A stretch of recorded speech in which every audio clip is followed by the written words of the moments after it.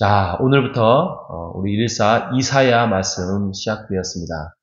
어제까지 해서 다윗의 시편을 중심으로 해서 저희가 다윗이 인생이 어떻게 살아왔고 또 어떻게 하나님 인도해 주셨는지에 대해서 다윗의 찬송시, 감사시, 또 탄원시 이렇게 우리가 살펴보았는데 그나마 다윗 왕 때는 정말 우리로 말하면 태평성국을 이루었던 거죠. 그래서 다윗과 솔로몬 시대를 지나면서 하나님이 정말 강한 나라, 또 땅도 많은 아주 넓은 땅을 가질 수 있었고, 특히 이제 솔로몬 때는 하나님께서 정말 모든 왕국이 다 와서 굴복할 정도로 정말 강력한 나라가 되었습니다. 근데 솔로몬 이후에 이제 나라가 남유다 북이스라엘로 쪼개지지 않았겠습니까?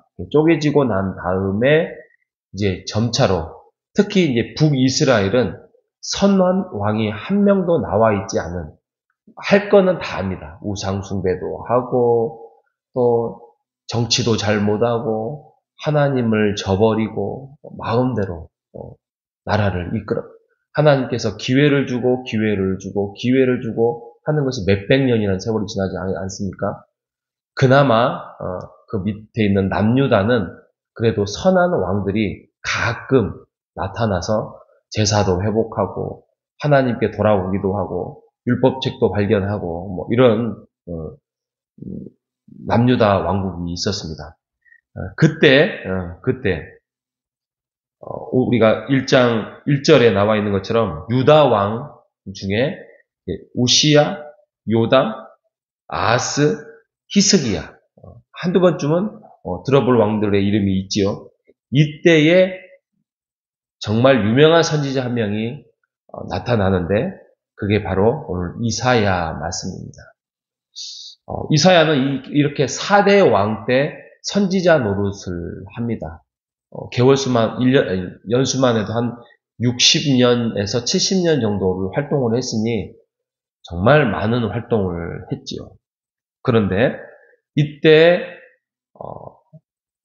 아까 말씀드렸던 다윗과 솔로몬 때만큼의 어떤 하나님과 온전한 어떤 관계가 만들어졌느냐? 그러지 못했다는 거예요. 선지자가 아주 유명한 선지자 이사야라는 선지자가 있었음에도 불구하고 그들은 특히 남유다는 유다의 타락상을 그대로 보여줍니다. 그래서 우리가 오늘 새벽에 읽었던 이사야의 전체적인 분위기를 다 우리가 완전하게 알 수 있는 부분이 바로 1장 1절에서 2절에서 6절까지예요. 그래서 소는 그 동물인 소도 임자를 알고, 예를 들면은, 젖먹인 것들을 알고, 또 엄마를 찾고 하고, 나귀조차도 그 안에 주인의 구유를 알건만은 이스라엘 나의 백성은 나를 주인인 것을 알지 못하고, 하나님의 백성들을 깨닫지 못하고, 그들은 죄만 범하고 있구나라고 하나님께서 한탄을 합니다. 근데 한탄으로 끝나는 것이 아니라 이걸 가지고 책망을 하지요. 너희들은 어떻게 해서 지어졌고 어떻게 만들어졌고 어떻게 부름을 받았는지에 대해서 너희들이 돌아오라. 너희들의 그 자유로움과 너희들이 추구하고자 하는 그 인생은 나와 연결되어 있기 때문에 나를 저버리고서는 너희가 살 수 없다라고 말씀하고 있는 거죠. 그게 회개예요. 회개라는 게 하나님 내가 무엇을 잘못했습니다. 하나님 내가 어떻게 하겠습니다. 그게 회개가 아니라 하나님께 돌아서는 것. 이게 회개라는 것입니다. 하나님을 만나는 것. 하나님과 직면하는 것. 그러면 하나님께서 알려주십니다. 너 이거에 대해서 잘못된 거 고쳐라. 이것은 내 뜻이 아니다. 이렇게 갔다가는 너는 망할 것이다. 너는 잘못될 것이다. 너의 인생을 의지하지 말라. 인생이 살아봤자 그냥 숨 쉬는 거 말고 더 있느냐? 라고 말씀하고 알려주십니다. 그러면 깨닫게 될 거예요. 2장 22절에 이렇게 말씀하십니다. 너희는 인생을 의지하지 말라. 그의 호흡은 코에 있나니 새말 가치가 어디 있느냐? 라고 말씀을 하고 있습니다. 이 말씀만을 보면은 인생이 무상한 거고 인생에 가치가 없는 거냐? 이 말씀을 하나님께서 하시고자 하는 게 아니라 너의 인생의 중심과 너의 숨쉬는 것이 바로 하나님과 내 관계 안에 있다는 것을 말씀하고 있는 거 아니겠습니까? 그들은 자기 자신들이 하나님의 그런 인격적이고 하나님의 그런 중심의 삶을 살지 못하고 하나님은 종교적으로 한 귀퉁어리에 빼버리고 자기네들이 계획하고 설계하고 그리고 또 필요하면 또 하나님을 찾고 이렇게 하고 있는 것입니다. 이것을 바로 종교적인 위선이라고 하죠. 종교적인 위선. 그래서 3장에 가면 예루살렘이 너희들이 멸망할 것이다. 너희들이 지금 의지하는 것들을 내가 다 제할 것이다 라고 말씀을 하고 있습니다. 심판에 대한 메시지죠.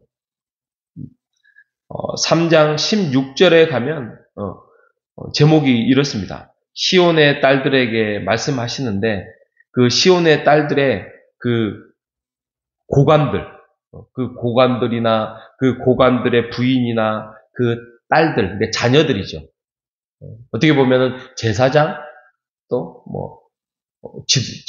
왕의 관리들 이런 사람들 뿐만이 아니라 그의 자녀들까지 타락해서 여기 보면은 너희들이 좋아하는 장식을 하는 귀고리와 팔목고리와 얼굴 가리개 이런 것들에만 너희들의 마음이 뺏겨서 하나님이 어떠한 것들을 좋아하고 하나님이 원하시는 것에 대해서 관심이 없다라고 말씀을 하고 있는 것입니다.